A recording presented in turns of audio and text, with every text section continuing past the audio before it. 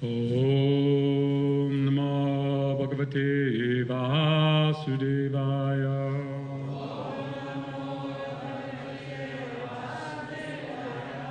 Om Namo Bhagavate Vasudevaya.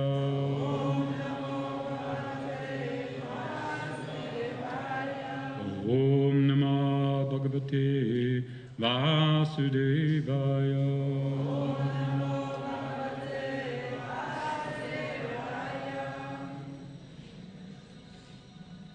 So, we're reading from the Srimad Bhagavatam.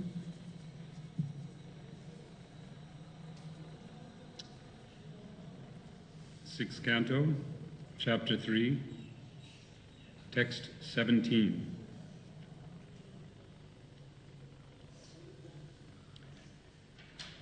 Tasyatma tantrasya hareradishitu parasya mayadipater mahatmano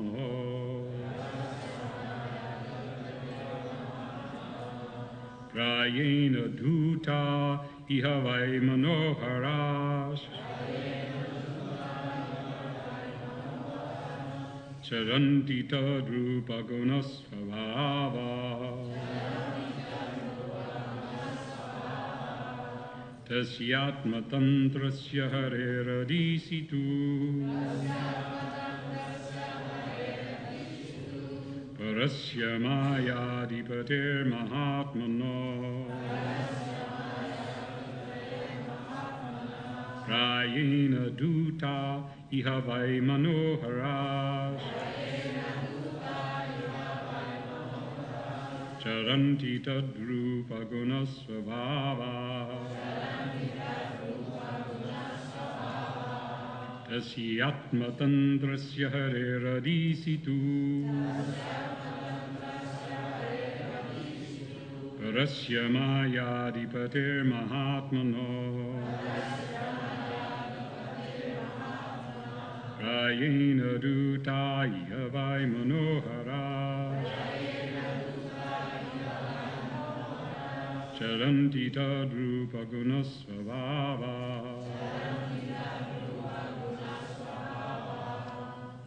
others.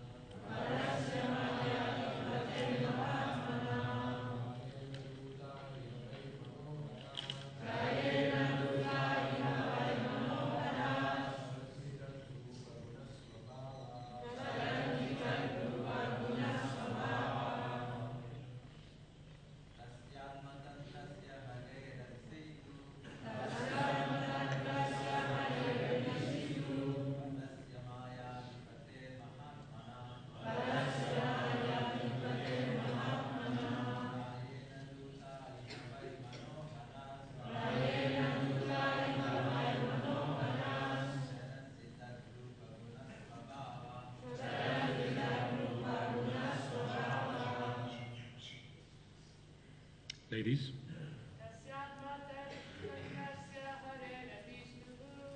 Tasyatma tantrasya hareradisitu parasya mayadipater mahatmana prayena dhuta iha vai manoharas charanti tadrupa gunasvabhava Tasyatma tantrasya hareradisitu parasya mayadipater mahatmana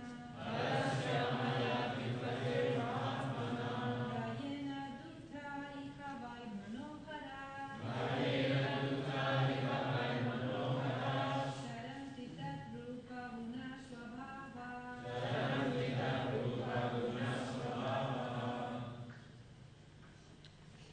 tasyatma tasya of him atma tantrasya being self-sufficient not dependent on any other person. Hare, the Supreme Personality of Godhead. Adi Situ, who is the master of everything. Prasya, the transcendence. Maya Adipatahe, the master of the illusory energy. Mahatmanaha, of the Supreme Soul. Prayena, almost. Dutaha, the order carriers. Iha, in this world. Vai, indeed. Manoharaha, pleasing in their dealings and bodily features. Charanti, they move. Tat, of him. Rupa, possessing the bodily features. Guna, the transcendental qualities.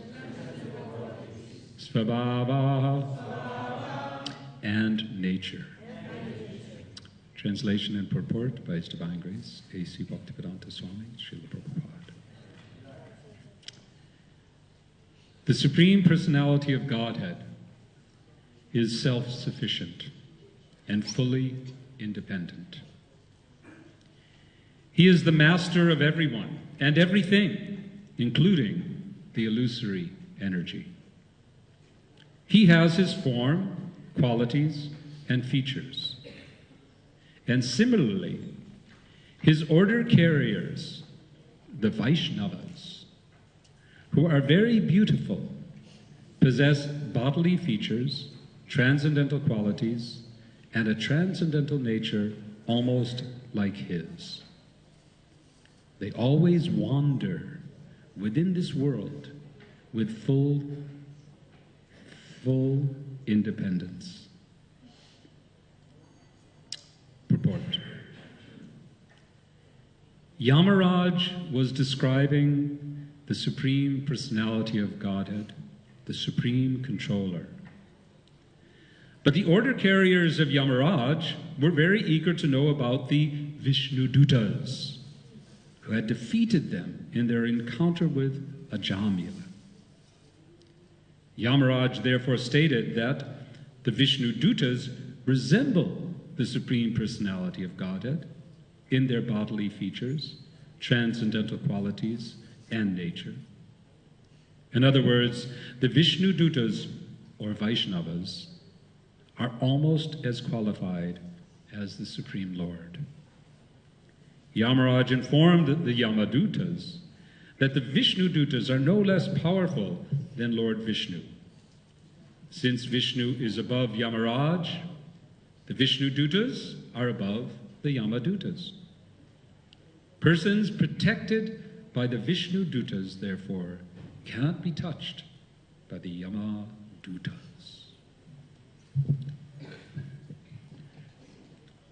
Om Agyanatmarandasya Gananjana Shalakaya Chakshamitam Dina Tasmai Sri Gurave Namaha Mukam Karoti Vachalam Bangalandayate Chakripatamaham Vande Sri Gurun Dinatarinam Paramanandamata Sri Chaitanya Ishvara.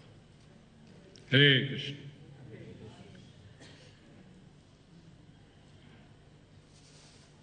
Srila Prabhupada describes here how the Vaishnavas, or in this case Vishnudutas, wander throughout the world with independence.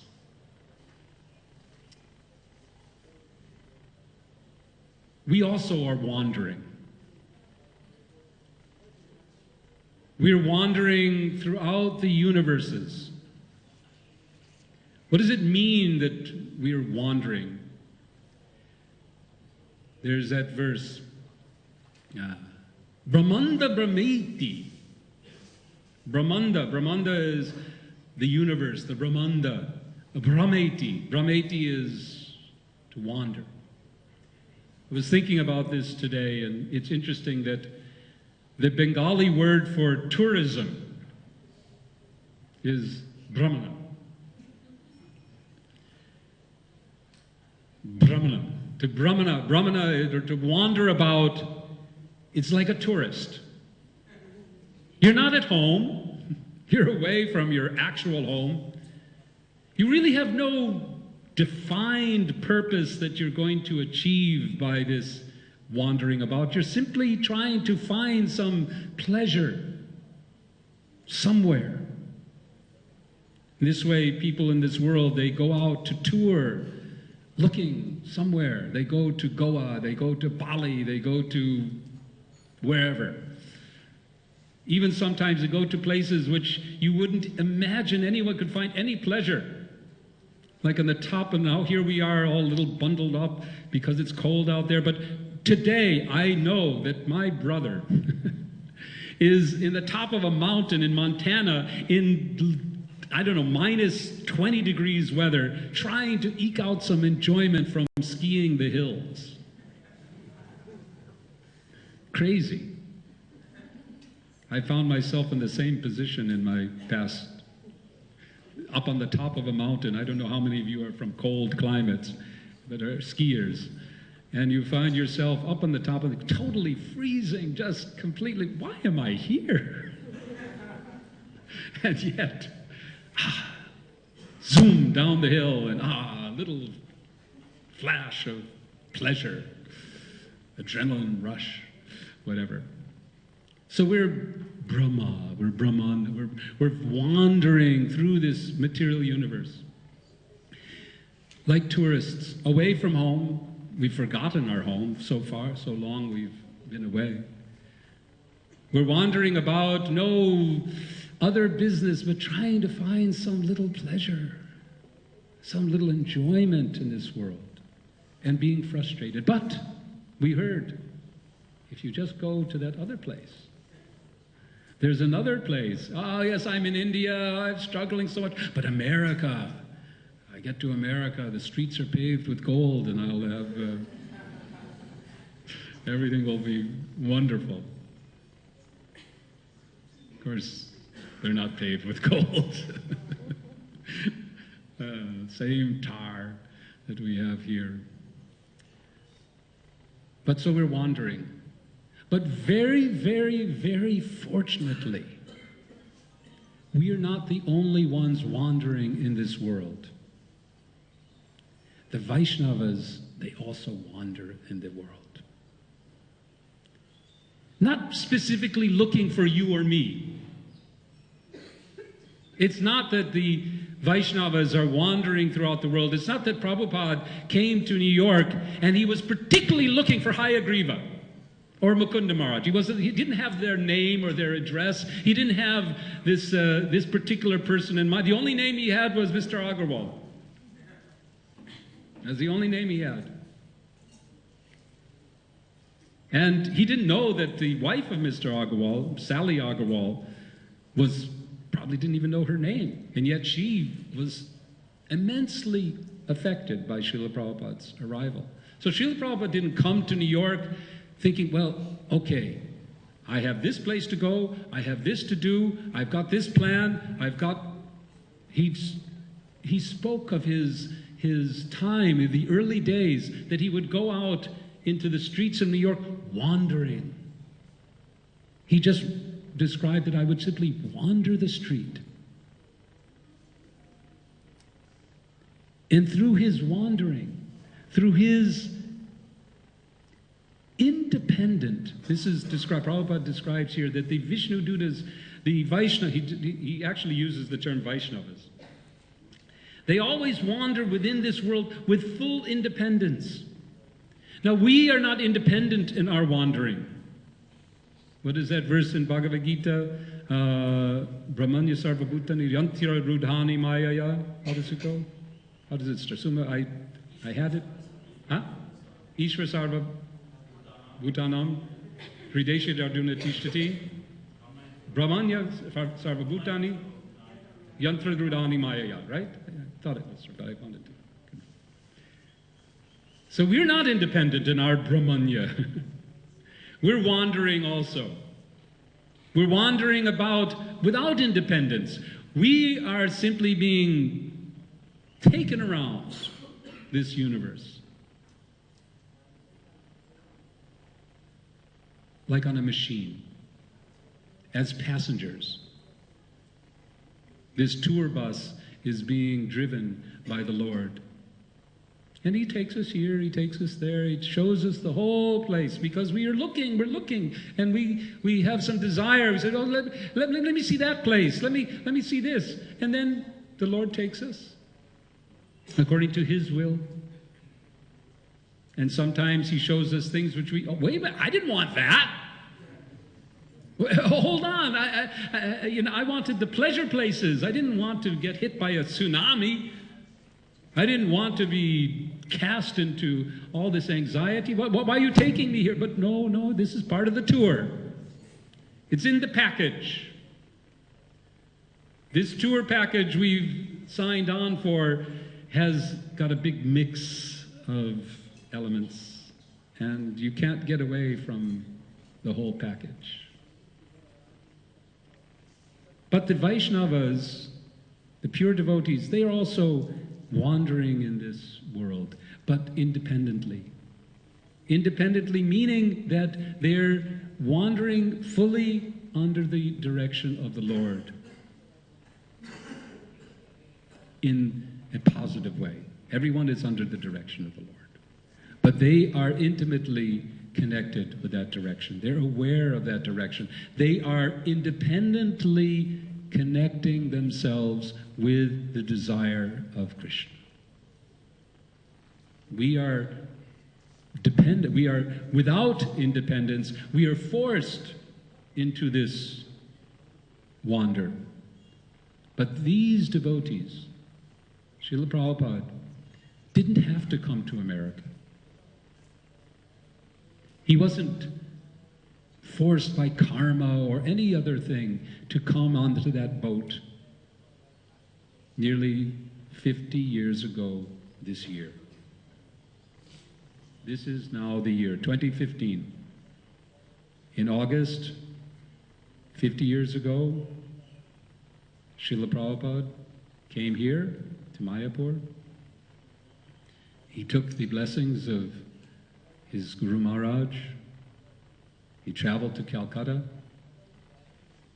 and with full independence, but without a defined idea, he took his first wandering step into the Western world, knowing that Brahmanda Brahmeti Kona Bhagyavan Jeev Guru Krishna Prasade Bhai Bhakti Lata Bij, that he could deliver and would deliver the mercy of the Lord to whomever he met. And that is the fortune that we have. We have somehow or other, each one of us, we've received this mercy from the wandering devotees. Each one of us has their own story, how somehow or other we met someone. There was no plan. How many of us here in their, early youth planned, well, I am going to meet a Vaishnava, and I'm going to pick up the Bhagavad Gita, and I'm going to chant Hare Krishna, and I'm going to become a devotee of Srila Prabhupada. Of course, now, today, we have children who may have this good fortune, but this is the extended mercy. No, we didn't have a plan. We were wandering. And somehow in our wandering, we had, very often it began, well, we can understand from Scripture that if it not in this life, in some previous life, there was sukriti. There was generally agyata sukriti. The agyata sukriti that we have somehow obtained, You know the term, agyata sukriti. I was looking this up. Srila Prabhupada defines it. And of course, it's one of the examples is this Ajamil and his chanting of Narayan. Srila Prabhupada says, so somehow or other, therefore, he was attached to the name Narayan. This is called agyata sukriti. Although calling for his son, he was unknowingly chanting the name of Narayan. Haridas Thakur, when he was asked, well, how are the people going to be saved? It was explained that the holy name of the Lord, even pronounced in part, Rama. How many computer Ramas are there? And panoramas and all kinds of Ramas in various languages. Rama, the holy name, is so merciful that he appears in every language, in different places, just for this agyata sukriti, this unknowing sukriti. And as this accumulates, Srila Prabhupada describes here, because it wasn't just one time that Ajamil chanted. And the holy name of the Supreme Personality of Godhead is so transcendently powerful that his chanting was being counted and recorded. So it accumulates. Agyata Sukriti, again. So this Sukriti, this fortune, there's a chance which is called Agyata Sukriti. Now here's an interesting word. There is a chance. This has been one of my meditations, you could say, or I don't, whatever the word is. We learn from Scripture that nothing is by chance. And yet Srila Prabhupada uses the term chance here. Interesting. We can talk about that. There's a chance, which is called Agyata Sukriti. Agyata Sukriti means just like Krishna's representative. So this is the Vaishnavas, is preaching all over the world. And if somebody comes in contact with that representative of Krishna, and satisfies him, he acquires some Agyata Sukriti. This is called Agyata Sukriti. He does not know what spiritual benefit he's achieving by serving the representative of Krishna.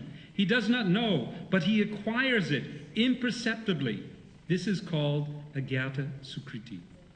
So when Agyata Sukriti is accumulated, then he becomes fortunate. That is called Kono Bhagyavan Jeev. E Rupe Brahmanda Brahmite Kono Bhagyavan Jeev Guru Krishna Kripaya Pai Bhakti Lata Bij. So, service. First is the contact. First comes that somehow or other we get contact with a devotee. And then somehow or other, if we can do just a little service, our book distributors go out to distribute books. And I've learned this from some of the senior distributors, that they always ask, give a little donation. Give a little donation. Of course, it's good to if somebody just takes a book. But if they give a donation, even if it's a small amount, they're giving some service. Even they don't know what it's for. There's that beautiful story of 26 Second Avenue. Many of you must have heard this story. Srila Prabhupada is speaking on the asana. And This is early days, 1966, 67. So those of you who know New York City may remember or were there in the time that this area of New York at the time that Srila Prabhupada was preaching was one of the, low-class places.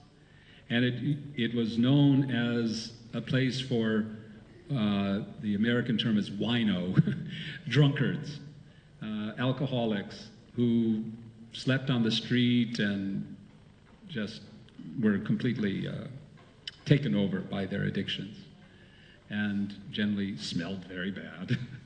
And because they were, anyway, I won't go into all the details of their lives.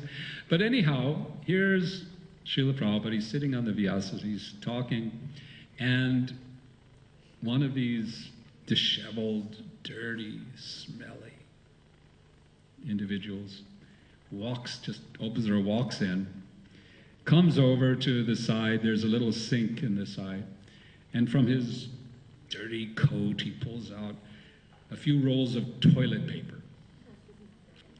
And he puts it down on the sink, and he looks to Prabhupada and he walks out. And Srila Prabhupada said, his devotional service has begun.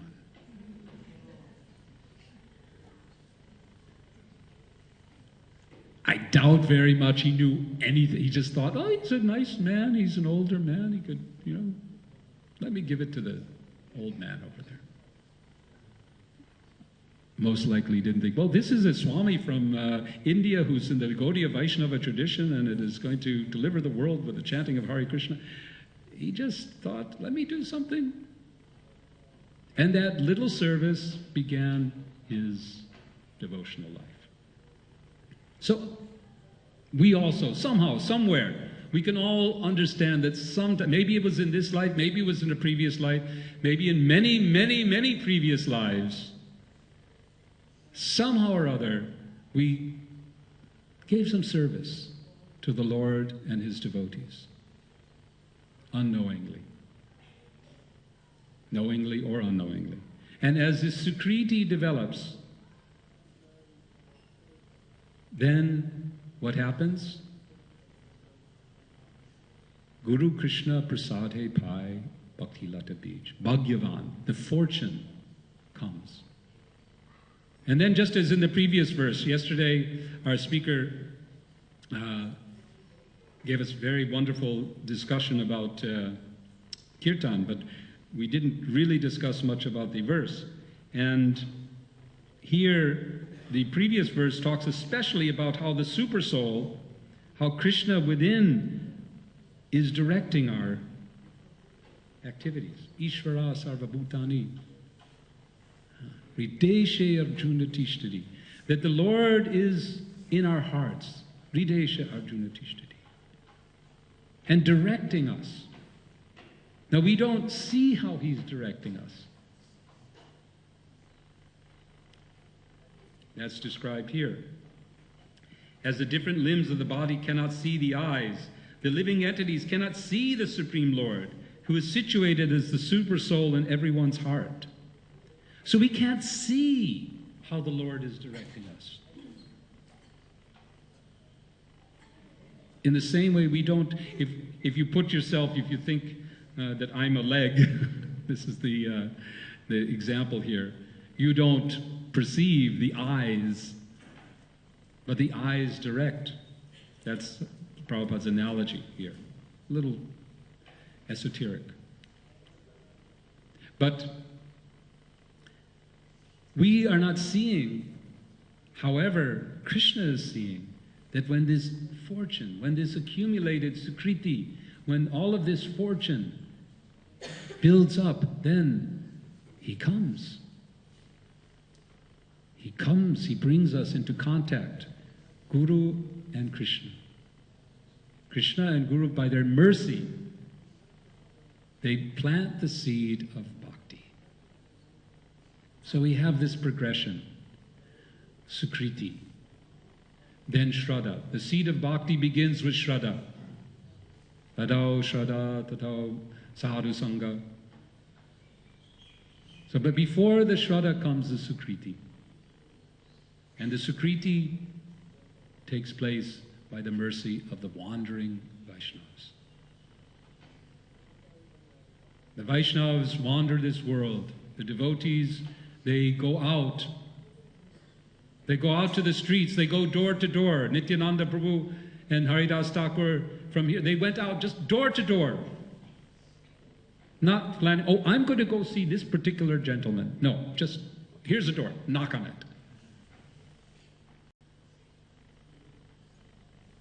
Whatever. By chance, almost. Not exactly. So, we have been blessed, all of us, to have the chance encounters with the devotees of the Lord as they wander this world. And now it is our duty also to wander. To jare deko tahe kaho Krishna upadesh. That whoever we meet, wherever we are, we should give Krishna. Wherever we're going, we may have our plans, of course. We are living in this world, we have plans. How do we live? What do we do? This is natural. But in the same way, we should understand that we're not fully independent. We are moved about. And wherever we go, wherever we are in this wandering business, let us give others the opportunity to hear about Krishna and to serve Krishna by engaging them in the devotional service. So this was the fortune of Ajamil. He accumulated so much of his sukriti, his good fortune. He, by the chanting of the holy names of Narayan, that at the end, the Vishnu Dutas came to him. So we also can be like the Vishnu Dutas, not perhaps in the four arms, and I mean that may come. Some, let's see. Of course, what is it? It's said that all the residents of Navadvip are with four hands. Is that right? Jananivas? You've seen? In Jagannath Puri also? Anyway, I may not be seeing all your four hands, but you're all definitely... they're seeing, well, they see the future, or whatever. They see something that, some spiritual vision. In any case, we're all here, and in these bodies we may not exactly resemble the Supreme Personality of Godhead, but in any case, that is our aspiration is not for necessarily for this form of liberation, to have Sarupya or Sharshti or Samipya or Salokya, but we want to enter into Gauranga's pastimes eternally.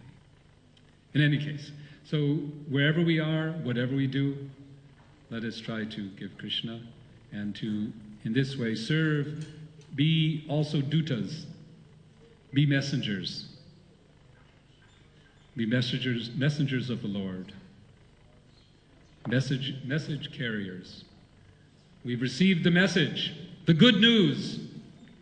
And this is a popular saying in the West, certain other traditions, faiths. They're proclaiming the good news. We have the best news. We have the best message, the best news that anyone could.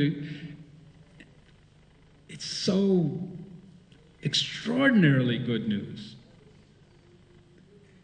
that despite the difficulties of this age of quarrel, hypocrisy, and strife, we have the holy name of Krishna.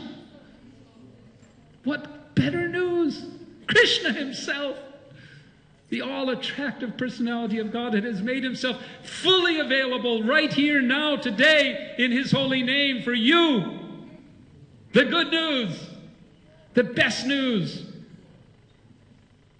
Be messengers of this news. Carry it to every town and village. Prithivite jata nagarati gram sarvatra prachar hoive moranam. Take it around. Be messengers. Be dutas of this message of Godhead, this message of Gauranga Mahaprabhu. Harinama, Harinama, Harinama eva kevalam kalo nasyeva nasyeva nasyeva gatiranyata. Take this Harinam freely. So we distribute Harinam. We're the messengers of the Supreme Lord, Gauranga Mahaprabhu. Wherever we go, let us thank the Lord for this service. Hare Krishna. Thank you. Time is up. A few minutes we have for questions or comments. Hare Krishna. No more? Okay, I'm going to repeat the, you don't have to do that. You can say Haribo. Like, yes. I don't know if there's a microphone.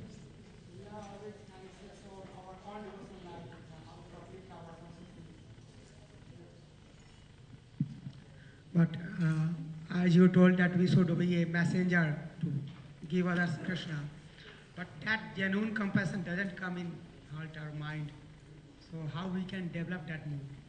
Because I'm sorry, I didn't quite understand. Compassion, you said? Yeah. Actually, how can we develop compassion? Yeah, because we are always anxious about our own. Yes, we're self-centered. Yeah, self-centered. We're self-centered and we're not compassionate And for the suffering of the world. Yeah. And genuine desire for preaching others this message of God is not coming. Yes. So how can we develop? Well, compassion is one of the extraordinary qualities of a devotee that we all aspire to have more and more of, to become more and more compassionate. We can begin just simply by thinking about being compassionate, meditating on compassion, remembering the compassion that we've received, looking about, trying to understand the suffering of others. These so many different ways we can, if we more and more we think about it, the more and more we look and say, I need to be more compassionate. Then that compassion will naturally grow. When we feel the need for it, we'll also acquire it. So that's part of it. It's a gift also of bhakti, that bhakti makes us more compassionate. So the more we practice bhakti, the more compassion we'll develop. It's a purification. It's a natural quality of the Vaishnava, that he's paradukhi dukhi. He feels the suffering of others. So it's part of the whole process of purification and development. And I think, the one thing that we can always do, especially, is we can recognize when we're not being compassionate. We can think, okay, that was not compassionate of me to think of my god brother or god sister in that way, or to do this or that. That was not compassionate. So on the two sides, the desire, wanting it, and on the other side, avoiding the activities and thoughts and so on that are not compassionate. Does that answer your question at all? Yes. Hare Krishna. I have a kind of a nice story to share from fits to the class. This summer in Switzerland, so I distributed again my DVD, 30 hours kirtan. I went from the village which I stayed to a bigger city. And then in the evening going back, I entered actually a kind of the wrong train. But when I was in the train, still I could jump out. Somebody told me your train is a little bit later. But then somehow or other I felt Krishna have a plan. So I stayed anyway in the train. And the train was full of people. And in the end, only one seat was free by a 40-year-old man. So I was sitting to him and I asked him about the connection for my right train. I offered him the DVD and he immediately said, oh, if I would have money, I would take it. And then I had to go on the same station out which he went out for catching the right train.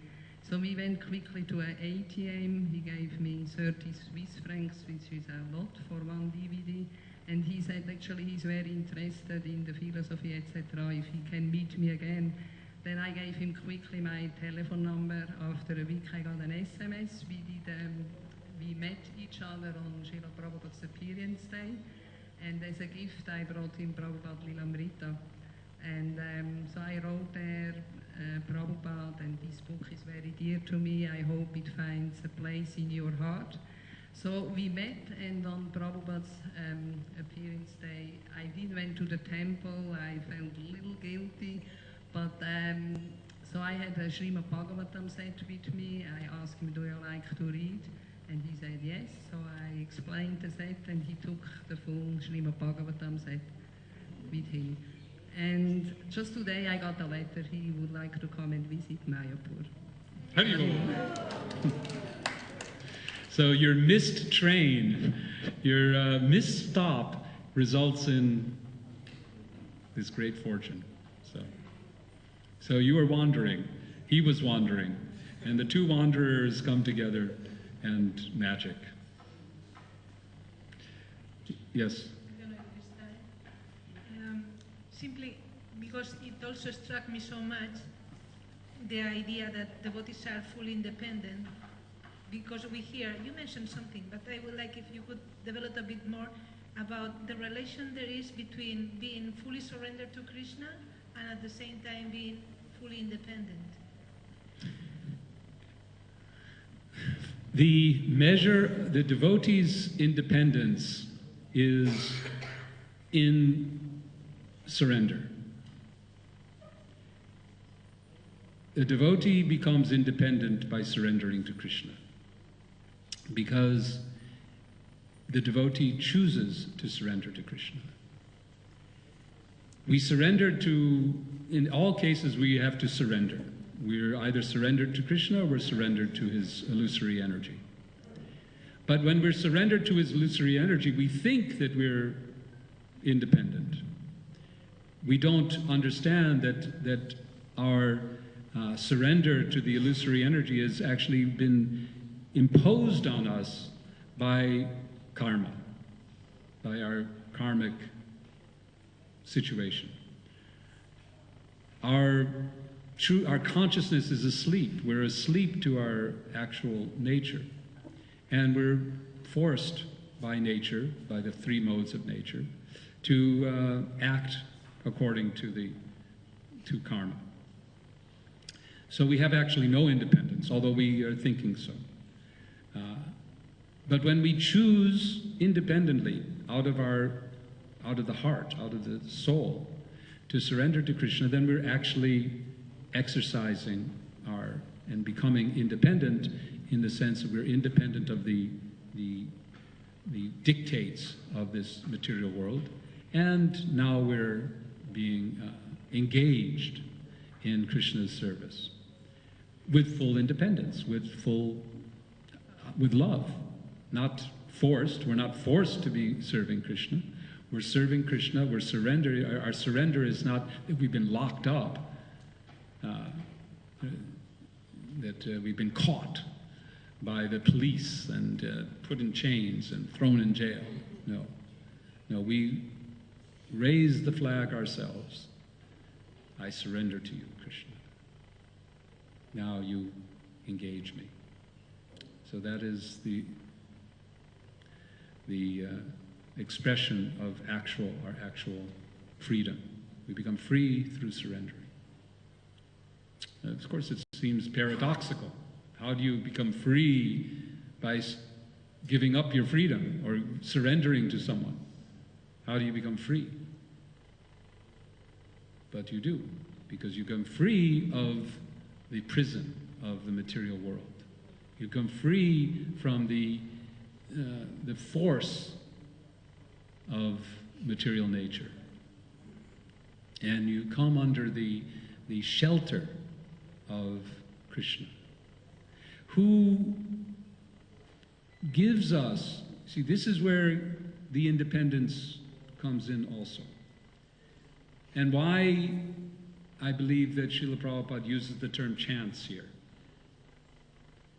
Because though the devotee surrenders to Krishna and comes under his protection and shelter, he still remains an independent individual. He still has, or she still has, its own individuality, own personality, own thoughts, inclinations, attractions. Srila Prabhupada chose to come to the USA. He chose to come to the USA.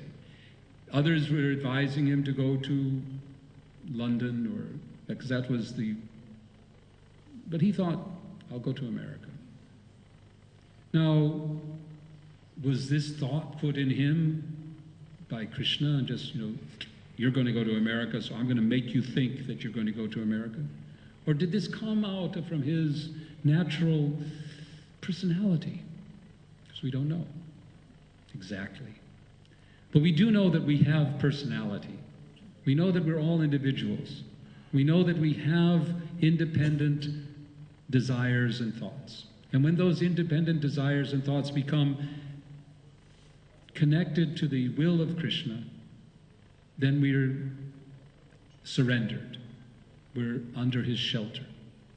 So surrendering to Krishna doesn't mean that we become zombies.